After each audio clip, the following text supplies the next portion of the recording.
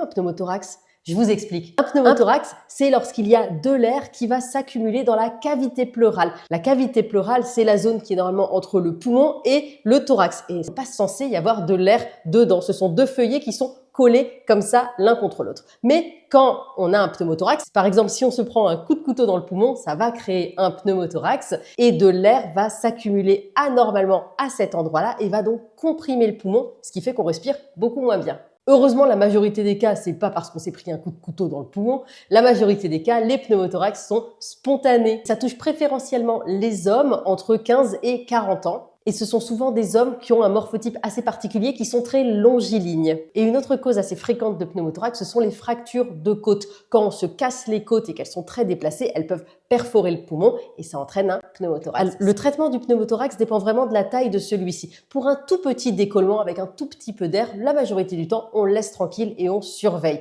Avec bien entendu la contre-indication de prendre l'avion ou de faire de la plongée parce que les différences de pression peuvent augmenter ce pneumothorax. Si par contre le pneumothorax est considéré comme abondant, dans ce cas-là, on a deux possibilités. On va faire le plus souvent ce qu'on appelle une exsufflation, c'est-à-dire qu'on met une aiguille ou un tout petit drain pour enlever ce pneumothorax et c'est réglé. Parfois, dans certains cas, ça ne suffit pas, notamment dans les cas des pneumothorax traumatiques suite à un accident de la route, des fractures de côte, des choses comme ça.